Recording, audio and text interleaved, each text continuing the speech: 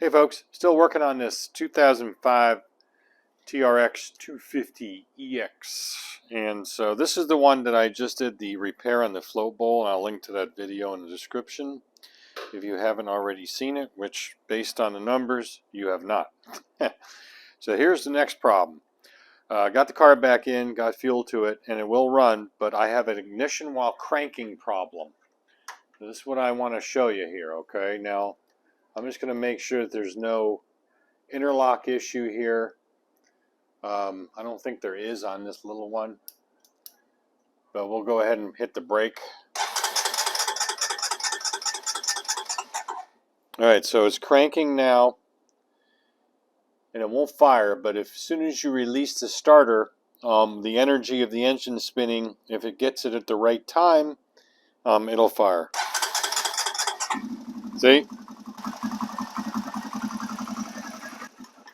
Yeah, I noticed this yesterday when I was diagnosing the original problem of leaking all that fuel out, because I did get it running, and the next thing you know, I'm like, Jesus, seems like it's behaving as if it has an ignition while cranking issue.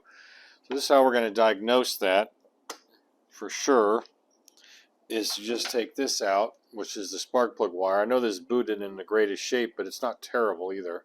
Oops, try putting it in the right way.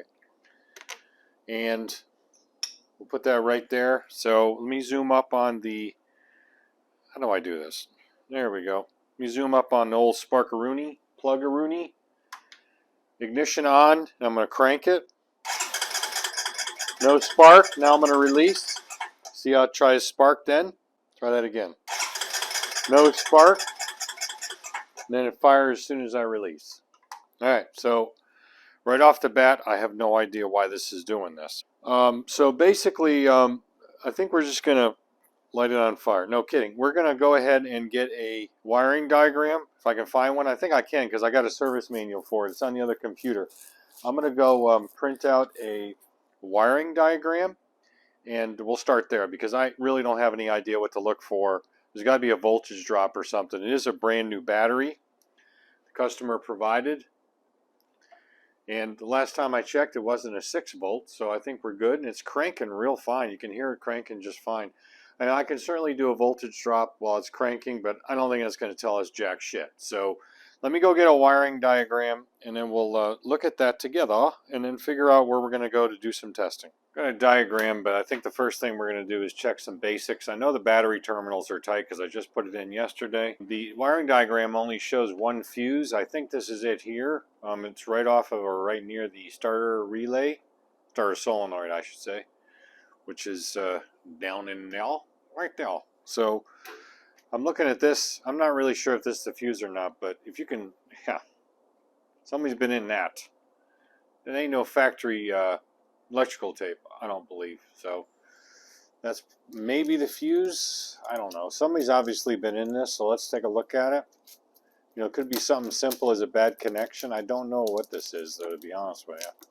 This is a diode. Yeah. Why is that all messed up like that, though?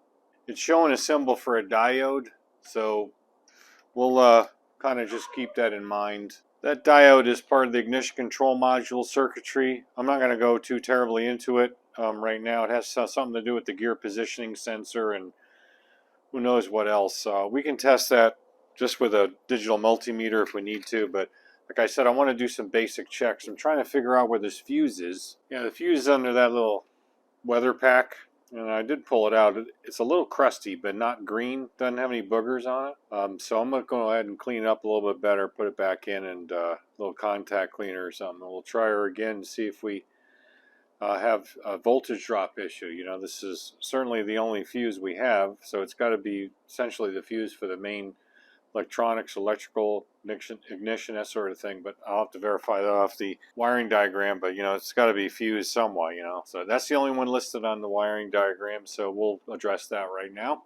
Put a new fuse in, cleaned it up, no change, still no spark while cranking, so no ignition while cranking. So alright, so first thing we're going to do now is do a voltage test while cranking at the battery. 12.5 let's say 12.6 resting voltage, which isn't bad. I did top this battery off. I first got it, and it didn't really take much of a charge. Soon I put the charger on, and it went into that last 10% flash, the green flash, so it was pretty good. So ignition on, 12.19, which, certainly isn't bad. Yeah, it should be firing with that. 11 volts. It's not terrible. Now, you know what I'm going to do, though? I got an idea here. Let's go ahead and get it running while we're hooked up to this. Because we can get it running. And since, there's no pull start on this, unfortunately, so I can't kind of bypass this problem. But what I want to do is see if it's charging. That might indicate a stator problem, because that's all related.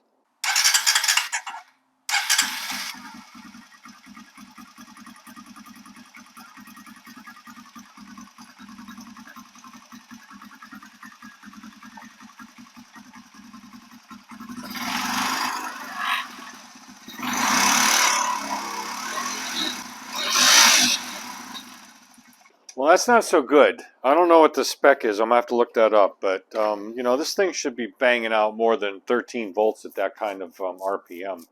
And in an idle, it's not even at 13. So that's a suspect. So anyway, let's keep going. Now, one other thing I want to do here is I'm going to turn the... ooh, it's crying. I'm going to turn the kill switch off and see if it cranks with the kill switch off.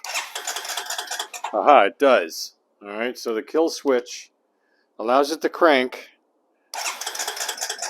but there's no spark. So that's telling there, okay? Because normally when you have an interlock like this, it's going to do one of the two things. You're going to have no crank at all when you have an interlock engaged, like for example on a motorcycle with it sitting in gear with the side stand down, it will not crank. Or you're going to have one of these guys, well, my Magna is the same way, where if the kill switch is off, you won't get any spark, but it'll crank, so we're going to kind of duplicate or, really replicate our condition here by just turning that kill switch off. Let's try that when it stays in place. Yeah, we got no sparkaroonie, which is what we'd expect. Let's take a look at that circuit for the kill switch side of it and see what that shows us. Because, that gives us a good indication that we're definitely on the right, it's definitely ignition system. It's pretty obvious of that, but what part of the ignition system? So interlock is not the problem. I don't believe there's any problem in that kill switch because it seems to be functioning fine. They don't call it a kill switch, they call it an engine stop switch. So here's the breakout for that. Engine stop switch is right there. Off, run, and off. And there's only two wires to it, a green and a black with a white. Now traditionally Honda uses green for a ground wire rather. So if we look over at the actual wiring diagram for that switch, which has all the other lighting and stuff on it, to the right here we have green, which is E for whatever, I don't know, engine. And then ignition. So I don't really know what they mean by E, but ignition. And so essentially we're going to look at the green right now and verify where that goes. Let's see now. The green we can trace to... Yeah, and again, Honda likes to use green for this. So if you look over here under frame ground, the G for green comes back to frame ground. So we know it's a ground. So it looks the way they have this set up, of course, or there it is here's your starter switch for the actual crank, but here's your actual kill switch or engine stop. So it's it has to see a ground. So when it's in the run position, it's essentially a normally closed switch. And then it's seeing a connection to ground. And then when you click it over to either one side or the other, it disconnects that. So what's losing ground apparently is the ignition control module. And everything gets power over from the ignition switch. So you can see that there is a black with a white coming off the ignition switch, which is IG for ignition, and that goes to a couple places. One, of course, is the ignition control module, and then down to this engine stop switch. So I think the first thing we need to do is we need to check off the ignition switch to make sure we've got good voltage on that black with a white, and then we'll also meter up the ground to make sure we've got a good ground contact from that location, and that'll tell us that circuit at least is functioning. I have some suspicions right now that it's probably a bad ignition control module. I just have a feeling. Some of these occult problems like this on modern or semi-modern ATVs and so forth are almost exclusively an electronic problem with the ignition control module. That's what I found in the past, at least when it does something wacko like this. So, but we got to go through our basics before we move on to that. I believe that module is right there. If I'm not mistaken, it's right in here, but I'd have to verify that with wiring colors. I'm not sure. But let's go ahead and meter up some wires coming off the ignition switch. We'll go ahead and find that connector. Well, that weather pack is underneath there. It's impossible to get to without a camera, so I couldn't really get in there to show you. But I do have power getting to it. Unfortunately, I can't meter on the way out. It's a, like I said, it's a weather pack, and I'm not going to puncture any wires because I'm kind of hunting and pecking right now, and it's not really something I need to do. And I checked the grounds. The grounds are good. There's 2 separate ground wires, which is bullet connectors, and they're fine. So I still don't have spark while cranking. So I think I'm going to do the diagnostics in the ignition system, which has a couple of different things you can do. One is a ignition coil primary peak voltage. So let's do that one first. This is one reason why I don't like these newer setups with these control modules and all this crap, because you can't just beat an old point system for simplicity, Well, that was not easy. This coil is buried behind here. I had dislodged the bodywork to get this to come out. I'm sorry the sun is in a bad spot too here for me. But unfortunately I got to do this now. I got to get moving on some other things here. So I'm going to have to do this test now. According to the service manual, you hook up to the black with the yellow. And I have one of these kind of splitter connectors on. And so it's all connected up. And then you turn the ignition on and simply crank it with a known good spark plug. And they suggest doing one like I have it here, and then we'll crank it and see what we get. Well, it's an auto ranging DC, and I'm doing it what they say to test it at, and I'm only getting millivolts. Alright, the bottom line is you need a special tester for this. The multimeter is not going to work. I kind of was guessing that was the case, but there's really no way to do any of these tests without a special tester and a special adapter that Honda says to use. So I'm not really sure where we're going to go with this at this point. My gut feeling again is that it's the ignition control module. I don't see any green crusties. I don't see any bad grounds. So what I'm going to do is just hunt around a little bit more and then make a decision to call it that or not. I'm going to take a different approach here. Instead of doing an unfamiliar test with questionable testing equipment, which obviously the digital multimeter was, let's go back to basics here. So we know it has spark, but only when the starter button is not pushed, or when the starter button in this case is released. So there's no circuit completed on this starting or the cranking circuit. So let's just eliminate it. We don't have a pull start, but we can just jump the starter solenoid right between the 2 big ones and eliminate the solenoid completely, and then see if we have spark. So let's give this a shot. I'll zoom you up on the spark plugger. We'll turn the ignition on, of course, because we're going to need that. And let's see what happens. Contact.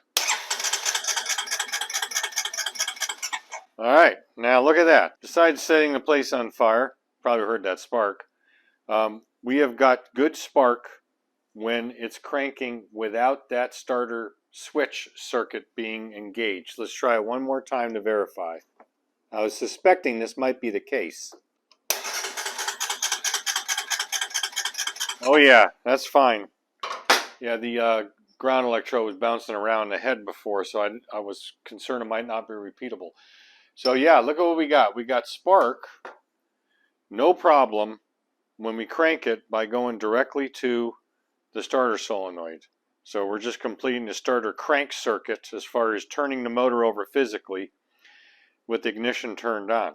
So that leads me to believe, obviously, that we have a problem up here in this starter circuit where for some reason something's being pulled to ground or pulled down somewhere where it's not supposed to be as far electronically. And now we got to figure out what that is.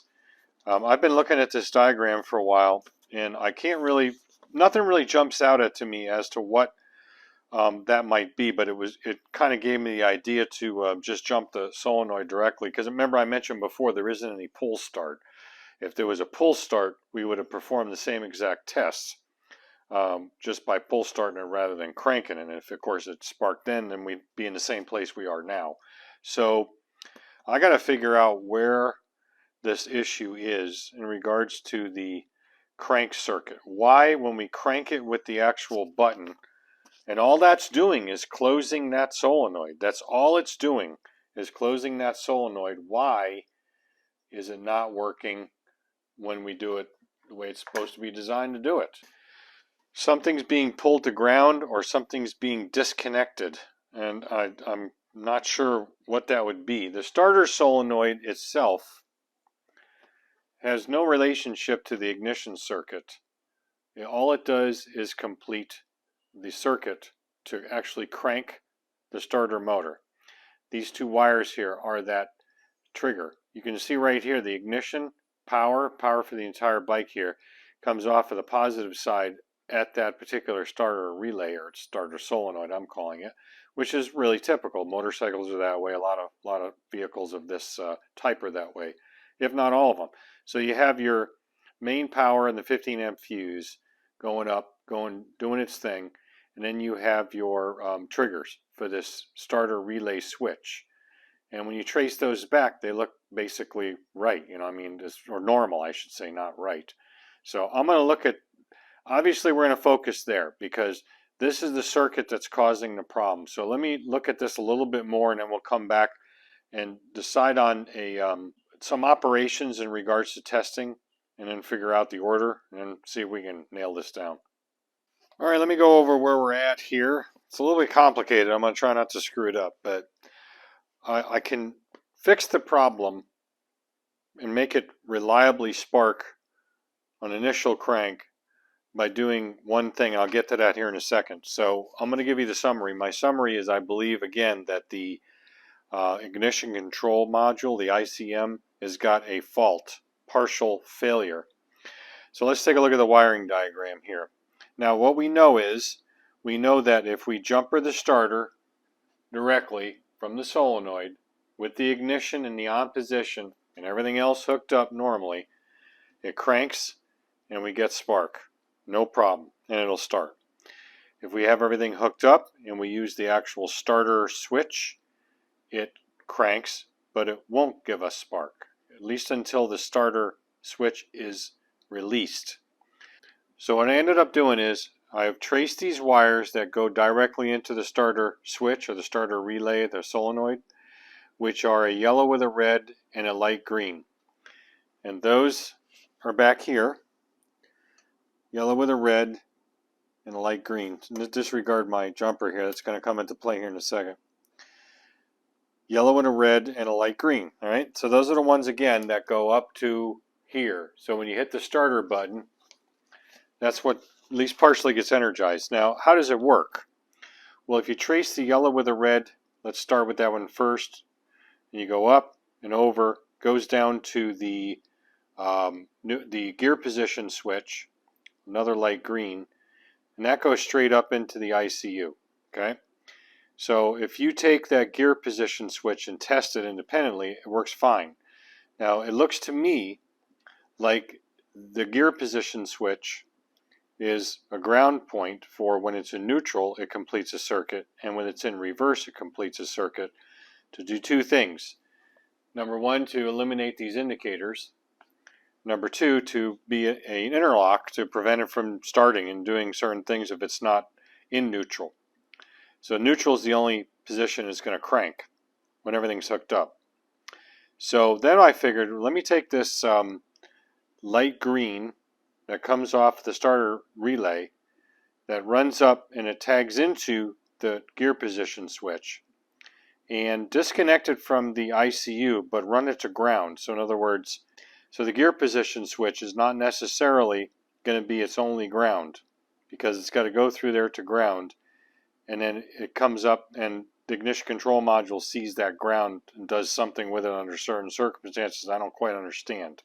What I did with that is the, let's see, that would be the light green coming up to the starter, because the yellow with the red is definitely hot that comes into that starter solenoid, starter relay. So we go with the light green and we separate these. I've already had it apart, so it should come apart pretty easy.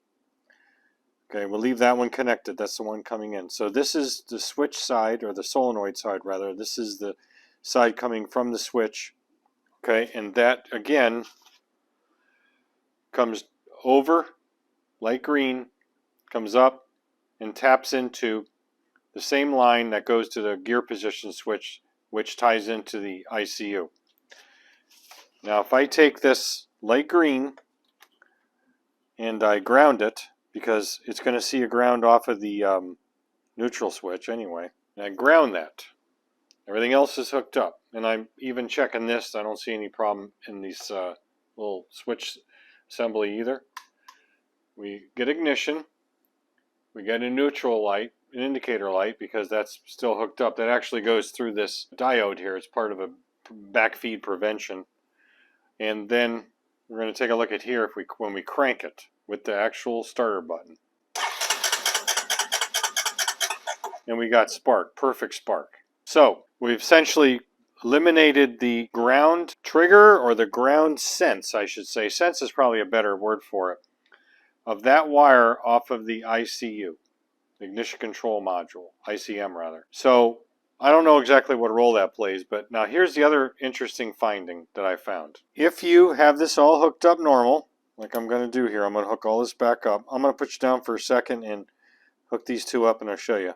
Alright, so everything's hooked up, as I said before. Got this hooked back up, everything else is hooked up.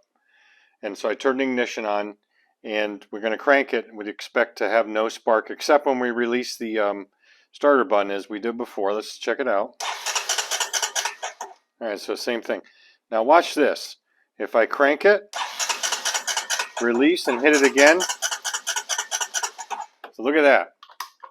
So if I crank it, and then release it and go right back into it, without jamming the starter up, and crank it, we get constant spark. So I'm telling you right now, without anything jumping out at me like green pus or anything in any connectors, some snot dripping out of any of the wires, corrosion, that sort of thing, what that leads me to believe is that this module is got to be going bad or faulty, partially faulty at least, because that's kind of these intermittent occult electrical problems like that are related or integrated with a part of the wiring harness that has to do with an interlock. In this case, make it crank or keep it from cranking in certain circumstances or conditions.